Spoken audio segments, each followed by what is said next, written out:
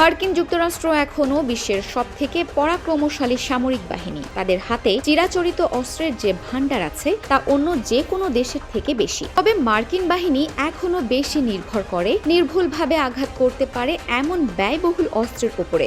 এগুলি আবার কম সংখ্যায় বানানো হয়। ট্রাম্প এই সপ্তাহের শেষের দিকে সামরিক অস্ত্র সরবরাহকারী সংস্থাগুলির সঙ্গে একটি বৈঠক ডেকেছেন। উৎপাদন বৃদ্ধির জন্য তাদের উপরে চাপ তৈরি করা হতে পারে। এর থেকে বোঝা যায় যে আমেরিকার অস্ত্র ভাণ্ডার টান পড়ছে। তবে আমেরিকা এখন স্বল্প দূরত্বে হামলা চালানোর জন্য কিছুটা সুবিধা পেয়েছে বলে তাদের অস্ত্র ভাণ্ডারের উপরে কিছুটা চাপ কমেছে বলে মনে করা হচ্ছে। কেইন বলেছেন যে টমাহক ক্রুজ মিসাইলের মতো দামি আর অত্যাধুনিক লম্বা দূরত্বের ক্ষেপণাস্ত্র ব্যবহারের পর্যায় থেকে এগিয়ে গেছে।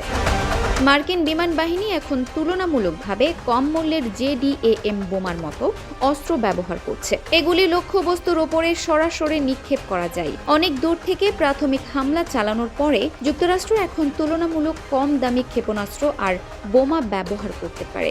এভাবে চললে যুক্তরাষ্ট্র প্রায় অনির্দিষ্টকালের জন্য যুদ্ধ চালিয়ে যেতে পারবে। যত বেশি দিন যুদ্ধ গড়াবে লক্ষ্যবস্তুর সংখ্যাও ছোট হয়ে আসবে, অর্থাৎ যুদ্ধের মাত্রাও ধীরে ধীরে কমে আসবে। যুক্তরাষ্ট্রের কাছে হাজার হাজার JDAM বোমা আছে, তবে বহুমূল্য বিমান প্রতিরক্ষা ব্যবস্থার সরবরাহ কম।